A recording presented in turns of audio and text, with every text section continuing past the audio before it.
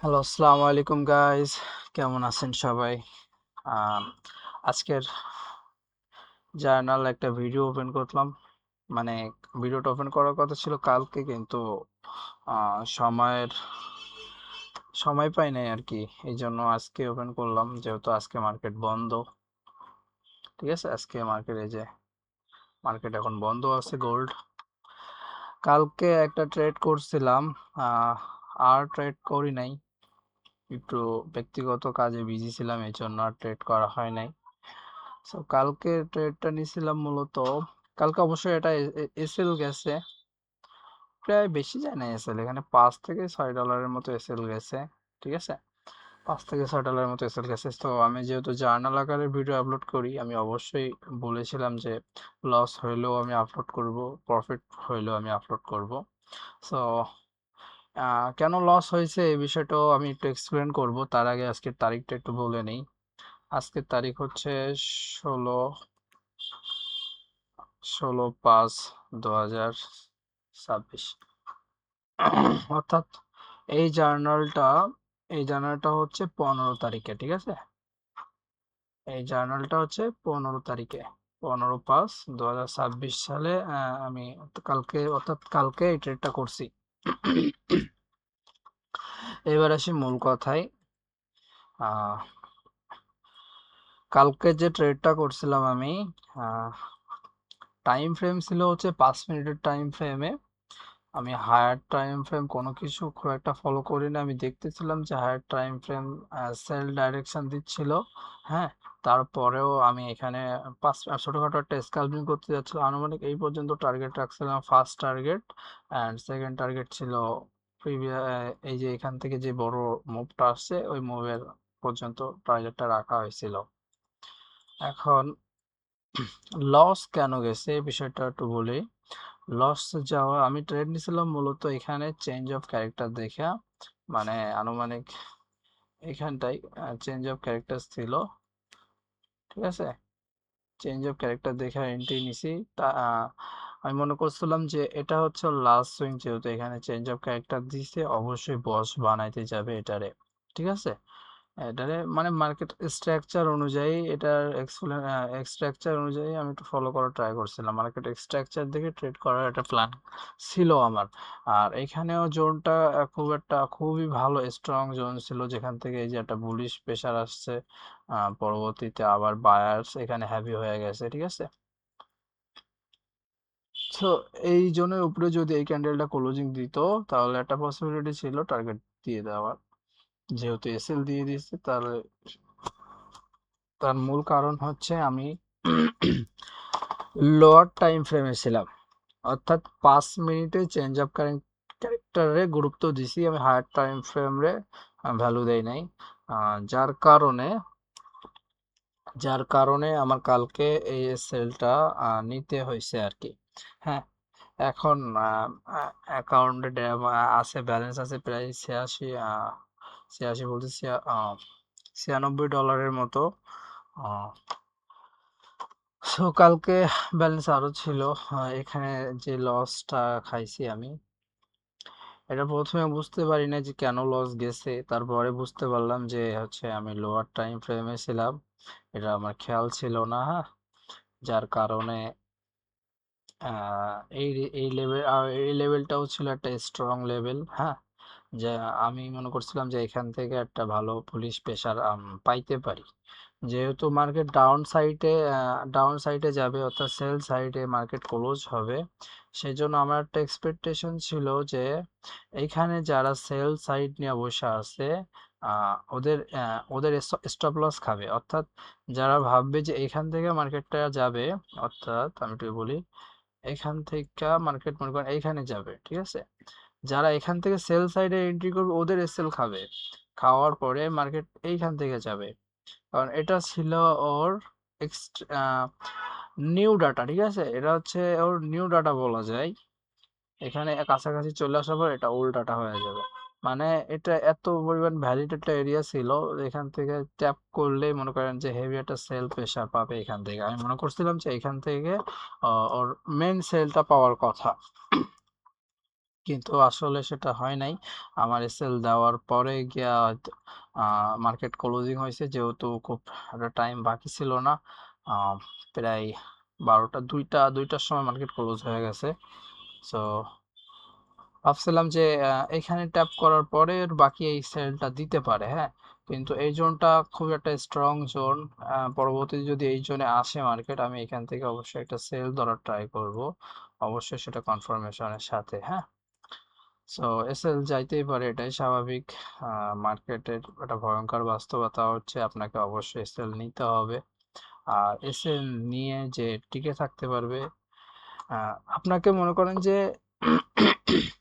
যতই বড় লেভেলের ট্রেডারই হোক না কেন, যতই বড় লেভেলের ট্রেডারই হন না কেন, আপনাকে ট্রেড এসএল নেওয়াই লাগবে, ঠিক আছে। যতই ভালো, আমি এখন তো তেমন কিছু পারি না, ঠিক আছে। যখন পারবো তখন আমাকে এসএল নিতে হবে, এখন আমাকে এসএল নিতে হবে, ঠিক আছে।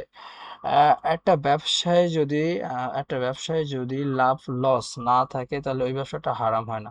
এখানে সুদ, সুদ কেন হারাম জানেন? সুদ হারাম হচ্ছে কারণ এতে কোনো লস নাই, ঠিক আছে। সুদে খালি টাকা বাড়তেই থাকে, এটা এই জন্য এটা হারাম। হ্যাঁ, দেখা যাচ্ছে কারোর ক্ষতি হয় এতে, আর কারোর উপকার হয়। কিন্তু যে সুদে টাকা খাটায় ওর কিন্তু লস হয় না। হ্যাঁ, এই জন্য মনে করেন যে একদিক থেকে দেখতে গেলে এটা হারাম। সুদ হারাম, সুদ দেওয়া সুদ নেওয়া দুটাই হারাম, ঠিক আছে। সো যেখানে লস নাই সেখানে সেটা হচ্ছে হারাম। আবার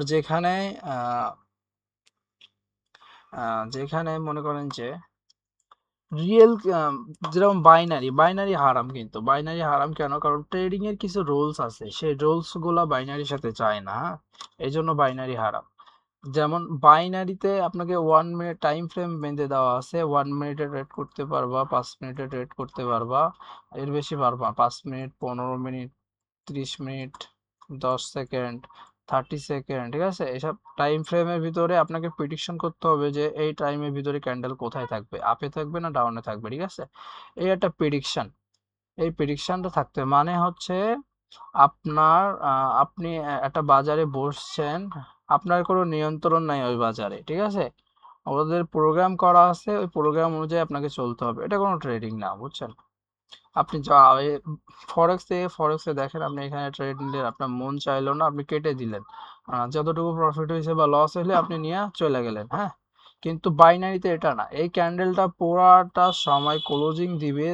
আপনি যদি এইখানে ট্রেড প্রেস করেন, যদি এর নিচে যদি সেল থাকে, এর নিচে গিয়ে যদি ক্লোজিং হয় তাহলে আপনি প্রফিট পাবেন, এর উপরে গিয়ে যদি ক্লোজিং হয় তাহলে আপনি প্রফিট পাবেন না, ঠিক আছে। মানে ট্রেডিং এর প্রথম রুলের সাথে যায় না, একদম প্রথম রুলের সাথেই যায় না, যার কারণে বাইনারিকে জোয়া হিসেবে ধরা হয়েছে, ঠিক আছে। বাইনারি কোনো ট্রেডিং না, আমি সবসময় বলবো বাইনারি কোনো ট্রেডিং না, বাইনারি একটা জোয়া। আমি কেন, যত বড় বড় ট্রেডারই আসুক না কেন, ওরা সবাই বলবে যে বাইনারি একটা জোয়া। বাইনারির ভিতরে ট্রেডিং এর কোনো অংশই নাই, ঠিক আছে। বাইনারিতে আপনি কখনো জুম করতে পারবেন না, ওদের ট্রাপ দেখেন খালি। কটেক্স যে কি পরিমাণ ট্রাফে ফালাইছে মানুষদের, যারা ইনফ্লুয়েন্সার ওরা তো মনে করেন যে ওদেরকে হাত করে রাখছে, যারা নতুন নতুন ট্রেডিং এ আসতেছে ওদের সব বাইনারিতে ঢোকাচ্ছে, ঢোকায় মনে করেন আপনি লস করলে, যার যার লিঙ্কের মাধ্যমে আপনি অ্যাকাউন্ট খুলছেন ও প্রফিট করবে, তাহলে ও চাইবে না ওর ইনকাম বাড়ুক। মানে ওর ইনকাম বাড়বে কিভাবে? আপনি লস করলে ওর ইনকাম বাড়বে, আপনি এই জিনিসটা হারাবেন, এই জিনিসটা আপনি হারায় ফেলতেছেন, ঠিক আছে। কিন্তু এর একটা অংশ, যার মাধ্যমে অ্যাকাউন্ট খুলিছেন, তার কাছে অবশ্যই কিছু একটা, ওর একটা অংশ চলে যাবে, হ্যাঁ। এই হচ্ছে পুরো সিস্টেমটা, এভাবে চলে, হ্যাঁ। সো বাইনারি হারাম, ফরেক্স হালাল। তবে ফরেক্সের ভিতরে কিন্তু কিছু কিছু জায়গায় একটু সন্দেহ আছে অবশ্যই, যেমন মার্জিন, লেভারেজ, হ্যাঁ, এসব বিষয়গুলোতে একটু সমস্যা আছে। তাও মনে করেন যে এটা হালাল কেন আমি বললাম, কারণ এক্সনেস আমাদেরকে সেই ফ্যাসিলিটিস দিয়ে রাখছে যে মুসলমানরা যেন হালাল ভাবে ট্রেডিংটারে করতে পারে, ট্রেনিংটা শিখতে পারে, বা ট্রেডিং করে যে নিজের লাইফের সাথে যেন অ্যাটাচ করতে পারে, হ্যাঁ, মুসলমানরাও যেন ট্রেডিং করতে পারে, সে একটা ফ্যাসিলিটিস এখানে তৈরি করে দিছে হচ্ছে এক্সনেস।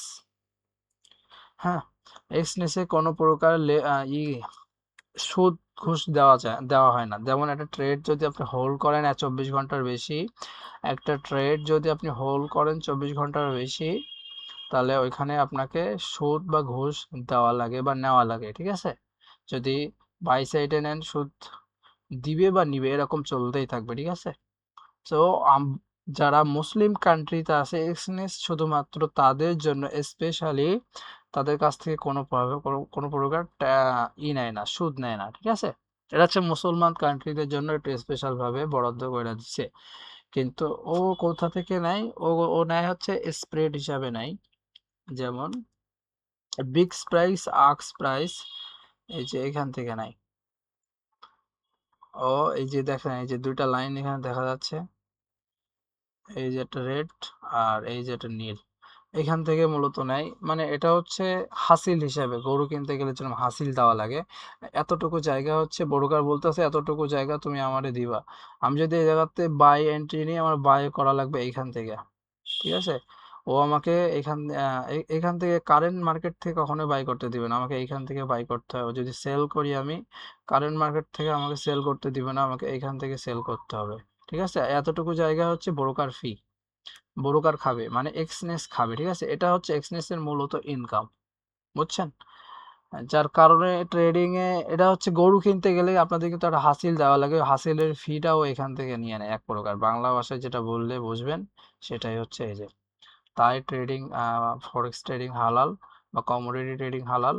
আর এর একটা ভ্যালু আছে, মার্কেট কখনো নষ্ট হবে না। হ্যাঁ, এই মার্কেট কখনো হারায় যাবে না, মার্কেট থাকবে। যদি কোনো দেশে যুদ্ধ টুদ্ধ না লেগে যায়, বা একটা যুদ্ধই যদি পৃথিবী থেকে ভ্যানিশ না হয়ে যায়, ততদিন পর্যন্ত মার্কেট থাকবে। সারা জীবন থাকবে মার্কেট অবশ্যই। সো এখানে কোনো নাই, বুঝছেন? সে কারণে ফরেক্স ট্রেডিং হালাল। আর কিছু কিছু সমস্যা আছে যার কারণে ফরেক্স ট্রেডিং একটু দুর্বলতাও আছে, আপনার ব্রোকারে দেখতে হবে। হ্যাঁ, এইসব বিষয়ে বিস্তারিত বিষয় দেখতে গেলে হালাল হয় অবশ্য। কিছুটা সমস্যা অবশ্যই আছে, আপনি যে কোনো সাইডে যান না কেন, সমস্ত সাইডে হালাল হারামের বিষয় আছে, এখানেও আছে। আপনাকে ওই জিনিসটা বাছাই করে চলতে হবে। আপনি যদি এক্সচেঞ্জ ব্যবহার না করেন, আপনি হালালভাবে ইনকাম করতে পারবেন না, কারণ অধিকাংশ ব্রোকাররাই স্প্রেড কাটে, মার্জিন ফি কাটে, লেভারেজের দেওয়া লাগে, সুদ ঘুষ দেওয়া লাগে, ঠিক আছে? এক্সচেঞ্জ বাদে অধিকাংশ ব্রোকারই। সো আমরা যেহেতু মুসলিম, আমাদের হালালভাবে ট্রিট করা উচিত। সো সেজন্য এক্সচেঞ্জকে বেছে নিছি। সো দেখা যাক আল্লাহ কদ্দুর কি করে। আর আমার জন্য দোয়া করবেন সবাই। আজকের মূলত ভুলটাকে আমি এক্সপ্লেন করে দিছি, যে 15 মিনিটে চেঞ্জ অফ ক্যারেক্টার দেখে আমি ভাবছি যে এই জায়গাটা অনেক স্ট্রং, এখান থেকে একটা বুলিশ প্রেশার আসতে পারে। সো আমার প্রেডিকশনটা ভুল ছিল। সবসময় যে রাইট হবে এমন কোনো কথা না। আর হ্যাঁ, সবসময় যে প্রফিটও করবো এমন কোনো কথা না। সবসময় যদি প্রফিটই করতাম, তাহলে ট্রেডিং কখনো হালাল হইতো না। হ্যাঁ, সো সবাই দোয়া করবেন আমার জন্য, যেন জীবনে ভালো কিছু করতে পারি। আর দোয়া রইল সবার জন্য। আসসালামু আলাইকুম, ভালো থাকবেন সবাই।